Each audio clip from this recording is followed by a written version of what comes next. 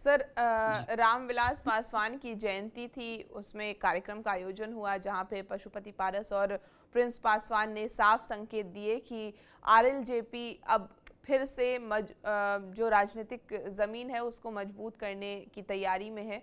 और पार्टी ने जिस तरह से बांकीपुर उपचुनाव में उम्मीदवार उतारने का ऐलान किया है, साथ ही रामविलास पासवान को जिस तरह से भारत रत्न देने की मांग को दोहराया है, बिहार में कानून व्यवस्था पर बात की उन्होंने, भरत तिवारी इनकाउंटर मामले पर भी सरकार को घेरा है।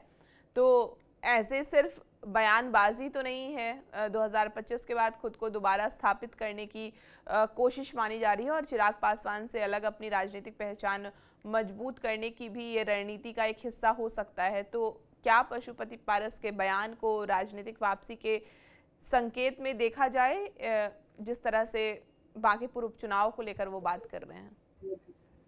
देखिए, बांकीपुर उपचुनाव को लेकर के उन्होंने जो घोषणा की है, वो अपनी राजनीतिक सक्रियता दिखा रहे हैं। अभी लंबे समय से पशुपतिनाथ पारस राजनीतिक तौर पे गुमनाम हो चुके थे। हम्म। 2025 में इनको किसी भी गठबंधन में, महागठबंधन हो या एनडीए हो, उनको जगह नहीं मिल पाई। उनको महागठबंधन से पूरी उम्मीद थी।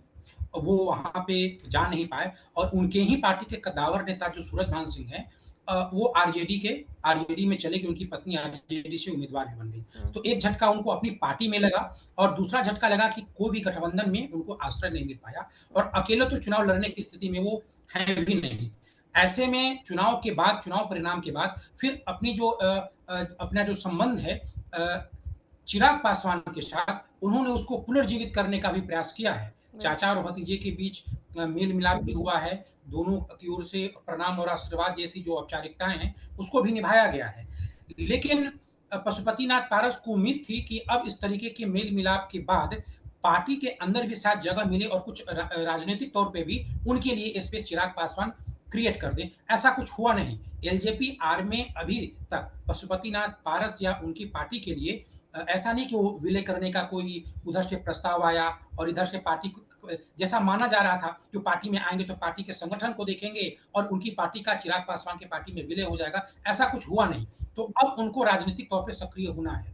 जो बांकीपुर का सीट है, वहाँ पे लगभग 11,000 पासवान समाज के लोग रहते भी हैं। हम्म। तो ऐसे में उनकी जाति का तो वोट बैंक है, लेकिन उसमें पकड़ चिराग पासवान की है, क्योंकि पासवान समाज अभी एकजुट होकर के चिराग पासवान के ही नेतृत्व में है। उनमें उनमें कहीं से कोई पशुपतिनाथ पारस की सिरमारी नहीं हो पाई है। लेकिन फिर भी उन्होंने चूँकि यहाँ पे एलजेपी-आर का अपना कोई उम्मीदवार नहीं है और जितने भी पार्टी के उम्मीदवार होंगे, उनमें से कोई पासवान समाज का उम्मीदवार नहीं है। तो इस तरीके से एक जो स्पेस उनको अपनी समझ से जो नज़र आया, उन्होंने अपनी एक पार्टी का उम्मीदवार देने का घोषणा किया है। हम्म। अब देखने वाली बात ये है कि क्या वो अपने स्वजातीय मतदाताओं का विश्वास जीत पाते हैं? हम्म। वहाँ जहाँ पे एलजेपीआर का कोई उम्मीदवार नहीं है या फिर चिराग पासवान के नेतृत्व में, क्योंकि वो एनडीए में हैं, तो वहाँ के मतदाता जिसकी उम्मीद ज़्यादा है, वो एनडीए में यानी बीजेपी के जो प्रत्याशी होंगे, उनको ही वोट देंगे। लेकिन एक पहल है अपनी सक्रियता का और इस तरीके से मान लेते हैं कि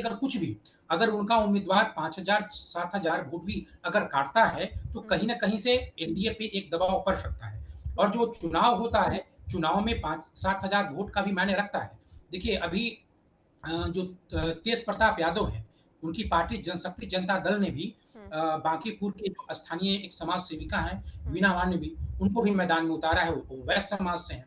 तो पहली उम्मीदवार उतारने वाली वो भी हैं। तो हर पार्टी उतारती हैं अपनी राजनीतिक सक्रियता के कारण, लेकिन परिणाम जो होगा, वो परिणाम मुझे नहीं लगता है कि पशुपतिनाथ पारस के लिए कोई उत्साहवर्धक हो, वो ज़मानत बचा पाएँ या नहीं बचा पाएँ या कम से कम पासवान समाज में अपनी कुछ भी हिस्सेदारी इस चुनाव के ज़रिए वो प्रकट कर पाएँ, ताकि आगे चल के वो महागठबंधन से कुछ बातचीत कर पाएँ या चिराग पासवान से ही बातचीत कर पाएँ। इस तरीके का क्या परिणाम आता है, वो तो आने वाले चुनाव परिणाम के बाद ही समझ में आएगा। बिल्कुल।